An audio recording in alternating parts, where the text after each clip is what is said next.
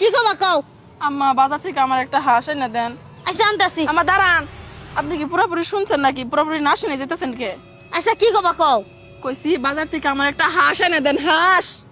আর আমি কি কানে কব না, এত সিকের বেলা কর কি আছে? আমি এখনই যাইতাছি। আচ্ছা, বৌমা এই ধরো আনছি বাস। আমি বাস দা কি করবো? আপনারা কইছি আমি হাঁস আনতে। আমি তো বাসই আনছি, এত বড় বাস নিলাম তাও তোমার মন ভরে না।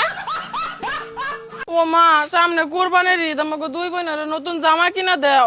এই রোজার ঈদে না জামা কিনে দিলাম, আবার কুরবানি ঈদে জামা কি ওটাই পিনদিবি? থাইকে তাই কি, ওটি তো পুরানো হয়ে গেছে, ওটি তো আর পড়তে পারবো না, নতুন জামা কিনবো। এই তোরা কুরবানি ঈদে যে জামা কিনবা চাস, তোর শরম নাই? না শরম করে না, আমাকে নাক নাই।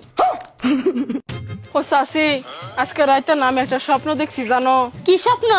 আমার ভবিষ্যৎ বাচ্চা আমারে কইতাছে, আম্মু তুমি চেষ্টা চালিয়ে যাও, নুরেজার ছেলেই আমার বাবা হবে। বন্ধুর বাচ্চা গেলেন ধরে। ওই আপা এই যে নে দুলাবার ফোন, দুলাবার লক খুলে ওয়াশরুমে গেছে, আমি ফোনটা নিয়ে এসেছি, তাড়াতাড়ি চেক কর। আজকে সব বাইর করুন। আবার বন্ধ করে দিলি কে? এমনিতেই জীবনে অনেক ঝামেলা চলতেছে রে, দুনিয়ার অশান্তি, আমি আর অশান্তি বাড়াইতে চাই না। মোবাইল দেখবো না, যন্ত্রণাও হবো না। বিথি চাচি, কালকে একটা ঘটনা দেখে খুব হাসছিলাম গো। কি দেখে হাসলি? একটা মোটা লোক একটা চিকন লোক খুব জোরে ধাক্কা খাইছে। ধাক্কা খাওয়ার পরে ওই চিকন লোকটা মোটা লোকটা জিজ্ঞেস করতেছে যে ভাই আপনার নাম কি? পরে মোটা লোকটা উত্তর দিতেছে যে ভাই আমার নাম তো চিকন আলী, আপনার নাম কি?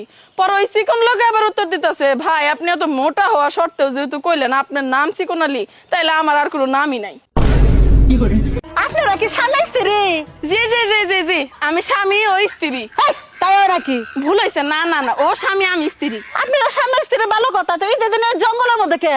না মানে ঘটনা হচ্ছে ও অন্যজনের স্ত্রী, আমি অন্যজনের স্বামী।